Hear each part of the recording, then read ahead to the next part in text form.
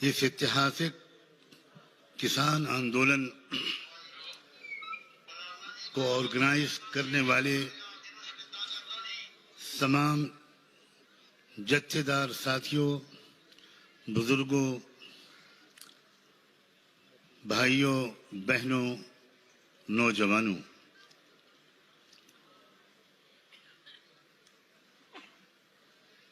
मैं इस वक्त यहाँ आपके पास भारत के तमाम गरीबों, मजदूरों, किसानों और मुसलमानों का मोहब्बत भरा सलाम पेश करने के लिए आया हूँ। अस्सलामु अलैकुम। वाहे गुरु जी का खालसा, वाहे गुरु जी की फतेह। मैं आपसे सच कहता हूँ, जब से 2 साल पहले मुझे दरबार साहब जाने का अवसर प्राप्त हुआ था और मैंने वहाँ कुछ क्षण बिताए थे, उस वक्त मुझे मेरी आत्मा को ये महसूस हुआ था कि इस भारत के मजलूमों को जो नई आज़ादी मिलेगी उसकी शुरुआत दरबार साहब से होगी। बाबा गुरु नानक जी की शिक्षाओं से होगी, गुरुवाणी से होगी, और जब ये गुरुवाणी और कुरान एक साथ मिलेंगे तो उस वक्त भारत को एक नई आज़ादी मिलेगी। मेरे बुजुर्गों, मेरे भाइयों, मेरी बहनों, मेरी माँओं, नौजवानों, मैं आपको बधाई देता हूं और ये बात साफ शब्दों में कहना चाहता हूं कि ये 3 काले कानूनों के खिलाफ सिर्फ लड़ाई नहीं है, ये आजादी की लड़ाई है। आप आजादी की लड़ाई के सूरमा हैं। आप इस देश को, जो बड़ी मुश्किल से आजादी जिसको दिलाई गई थी, वो दोबारा गुलाम बना लिया गया, लेकिन भारत गुलाम बनने के लिए पैदा नहीं किया गया है। भारत के अंदर जो क्षमता है, भारत में जो रूहानियत है, भारत में जो आध्यात्मिकता है, भारत के अंदर जो सलाहियत और पोटेंशियल है, वो इसको दुनिया का लीडर बनाकर रहेगा और भारत को दुनिया के नेतृत्व के पोजीशन तक पहुंचाने के लिए मुझे ऐसा लगता है खुदा ने आपको चुना है। ये तीनों कानून, कहा जा रहा है कि आज तक किसी ने कोई बताया नहीं कि इस कानून में काला क्या है। मुझे नहीं लगता कि काले कपड़े को बारे में कौन क्या बताए कि इसमें काला क्या है, वो तो पूरे का पूरा काला है। इन 3 कानूनों को बनाकर इस बात का पूरा इंतजाम किया है भारत की सरकार ने कि हमारे हजारों लाखों किसान भाइयों की खून पसीने से जो अन्न पैदा हो वो 2 व्यापारियों की तिजोरियों में बंद हो जाए। इस बात को समझने के लिए किसी ज्यादा ज्ञान की जरूरत नहीं है, ये कोई रॉकेट साइंस नहीं है।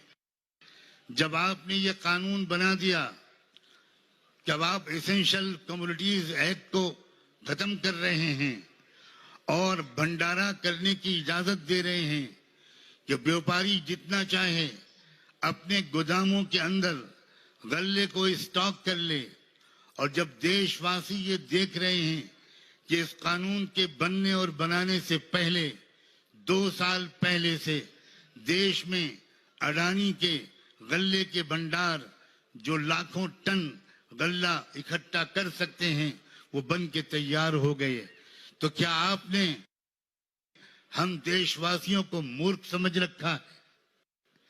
क्या आपने हम देशवासियों को अंधा, बहरा और गूंगा समझ रखा है? देश अब पूरी तरह समझ गया है मैं आपको यकीन दिलाता हूं, भारत की तमाम मस्जिदों के इमाम, भारत की तमाम मस्जिदों के विद्वान और उलमा, भारत का एक एक मुसलमान पुरुष और नारी, एक एक नौजवान, ओबीसी के लोग, एससी एसटी के लोग, लिंगायत के लोग, सारे मजलूम और गरीब समाज के लोग इस वक्त आपके साथ शाना बशाना इस लड़ाई में आपके साथ हैं। संयुक्त किसान मोर्चे को पूरे भारत के 115-120 गरीब आवाम की तरफ से सलाम कबूल कीजिए। आप से मैं भारत की जमीन की तरफ से, भारत की आत्मा की तरफ से, भारत के गरीबों की तरफ से, भारत के यतीम बच्चों की तरफ से, भारत के मजलूमों और हैव नॉट्स की तरफ से आपसे ये विनती करने आया हूं कि किसी कीमत पर आपको हिम्मत नहीं हारनी। खुदा जानता था कि इस देश में सबसे ज्यादा बहादुर कौन लोग हैं। खुदा ने इसीलिए सबसे पहले उन्हीं बहादुरों को इस लड़ाई की जिम्मेदारी सौंपी है। आप बहादुर हैं, आप बहादुरों की औलाद हैं। आपके गुरुओं की तारीख, आपकी अपनी हिस्ट्री, आपका अपना इतिहास का एक एक पन्ना गवाह है कि आज तक कभी आपके किसी परिवार में कोई बुज़दिल और कोई बेवफा नहीं पैदा हुआ।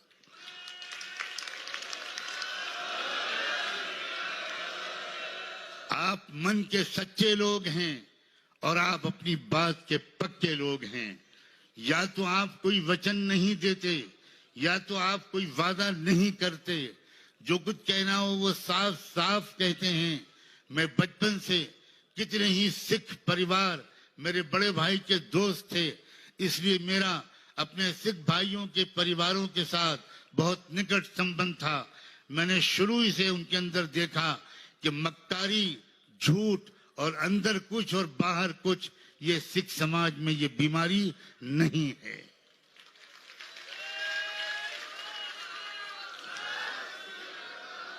मैं खुदा से प्रार्थना करता हूं कि मेरी तरफ से और आप सब की तरफ से वो 200 से ज्यादा जो बुजुर्ग और भाई यहाँ शहीद हुए, जिन्होंने अपनी शहादत पेश की, जिन्होंने अपने प्राण निछावर किए, जिन्होंने अपनी जान दे दी सच्चाई की लड़ाई में, गरीबों की तर्जुमानी में, उन सबको हम सब की तरफ से सलाम पहुंचे। ये शहादत बेकार जाएगी ऐसा कोई सोचेगा तो ये उसका मूर्खपने की अलामत है और महापाप है। हजारों साल नरगिस अपनी बेनूरी पे रोती है, हजारों साल नरगिस अपनी बेनूरी पे रोती है। बड़ी मुश्किल से होता है चमन में दीद अवर पैदा। खुदा के यहाँ देर हो सकती है, अंधेर नहीं है। इस देश को न्याय मिलेगा, देश के गरीबों और मजलूमों को न्याय मिलेगा। शाबाश है उन लोगों को जिनकी कोशिशों के नतीजे में ये न्याय मिलेगा। आप सबका नाम मुझे ऐसा लगता है और आपके समस्त परिवार वालों का नाम, तमाम किसानों, मजदूर भाइयों और बहनों का नाम उन बहादुरों की फहरिस्त में लिखा जा चुका है जिनके जरिए से व्यवस्था परिवर्तन होगा और न्याय स्थापित होगा।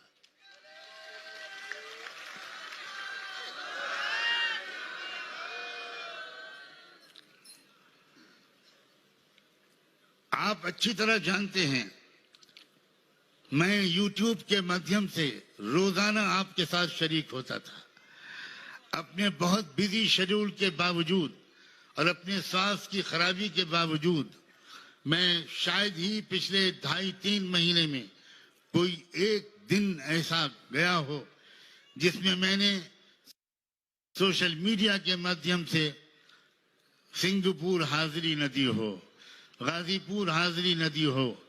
मैं इस बात को भी बहुत गंभीरता से वॉच करता रहा हूं कि आपके दरमियान आपस में फूट डालने की भी कोशिश की जा रही है।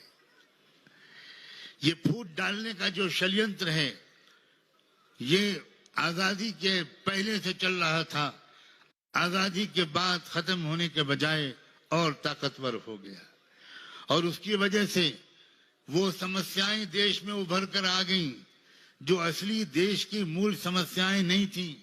यहाँ के रियल इश्यूज नहीं थे।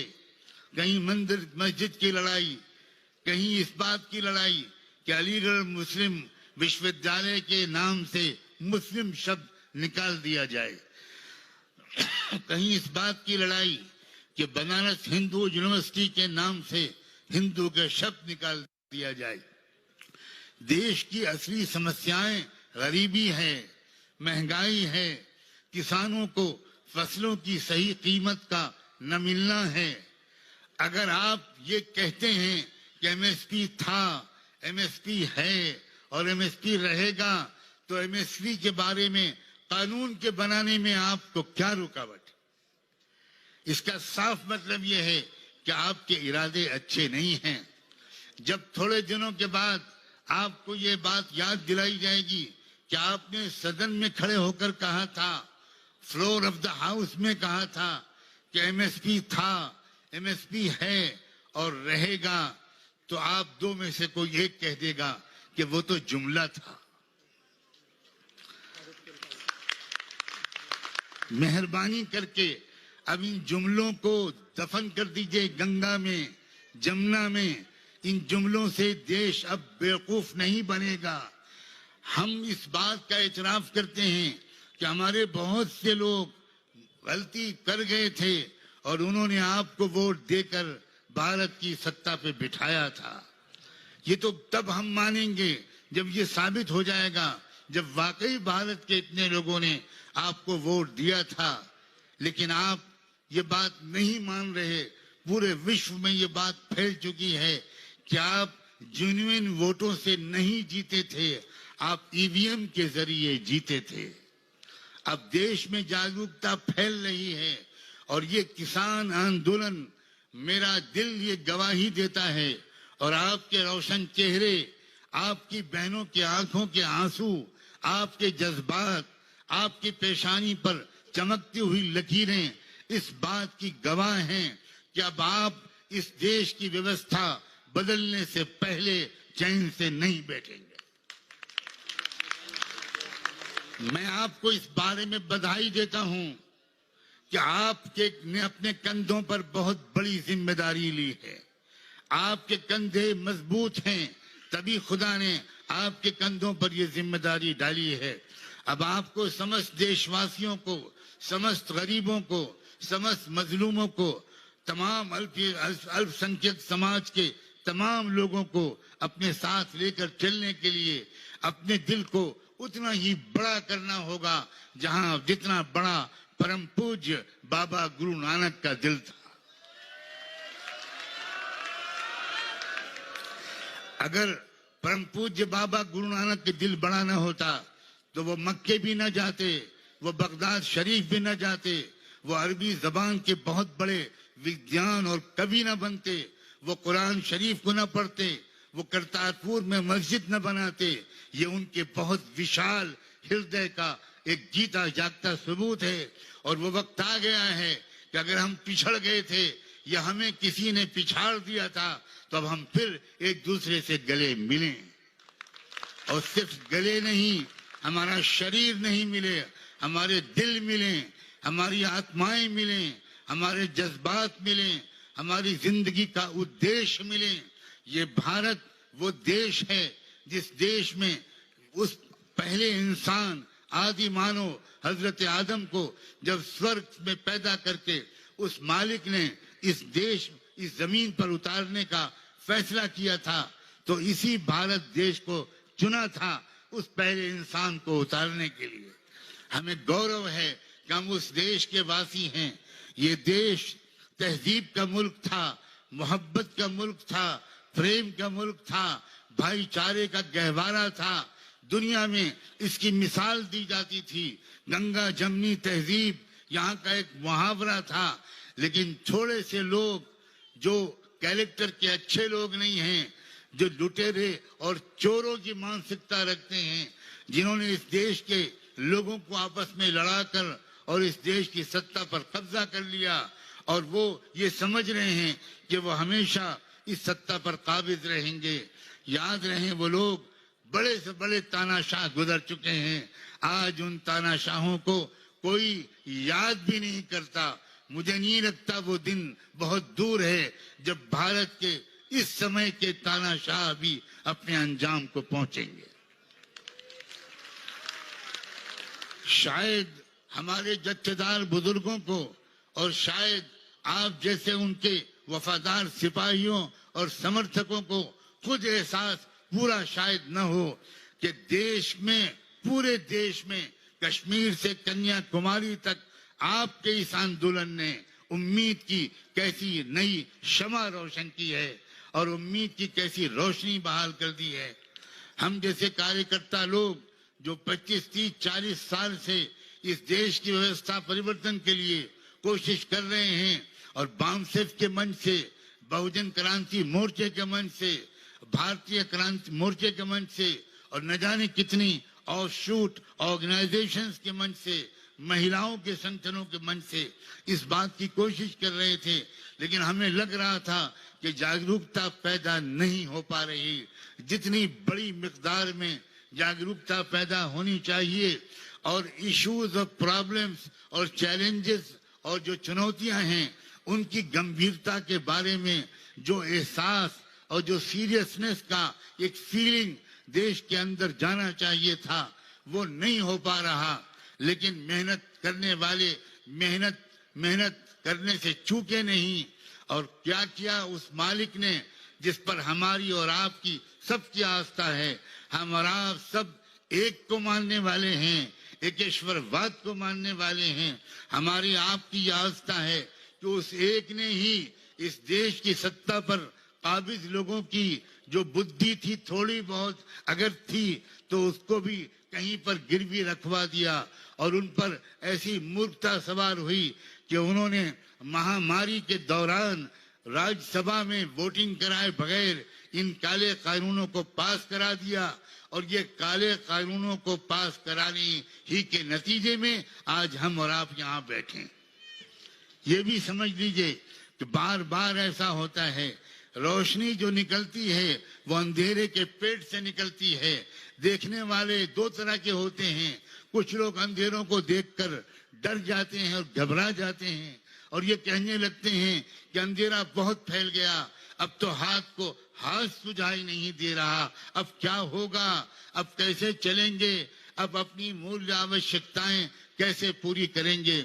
लेकिन उसी अंधेरे को देखने वाले दूसरे किस्म के ऐसे लोग भी होते हैं जो ये कहते हैं कि अंधेरों की शिद्दत इस बात की अलामत है कि अब सुबह रोशन करीब है, अब सुबह करीब है। याद रखें, जुल्म को बढ़ता हुआ देखने वाले दो तरह के लोग होते हैं।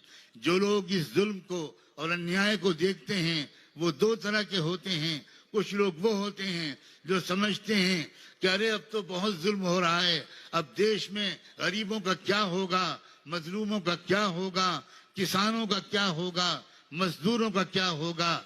लेकिन दूसरे किस्म के ऐसे लोग भी होते हैं जो ये समझते हैं कि जब बढ़ रहा है तो ये इस बात की अलामत है कि अब इंसाफ का दौर करीब है, अब न्याय की सुबह करीब है, और इस बात की अलामत ये मंच है और आप सब हैं।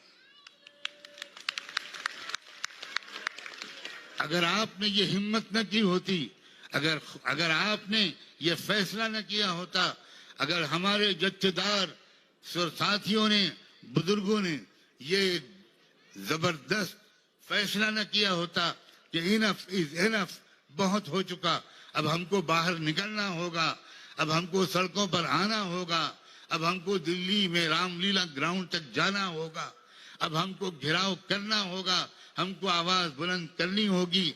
अगर आपने ये पहल न की होती तो हो सकता है अभी रात का अंधेरा और बहुत दूर तक चलता। लेकिन आपकी पहल ने लोगों के दिलों में ये उम्मीद पैदा कर दी है कि अंधेरा अब उसकी उम्र घट रही है और रोशनी के दिन करीब आ रहे हैं। मैं आपके इस मंच से तमाम जाट भाइयों और बहनों को भी यह संदेश देना चाहता हूं कि जाट भी एक बहादुर कौम का नाम है।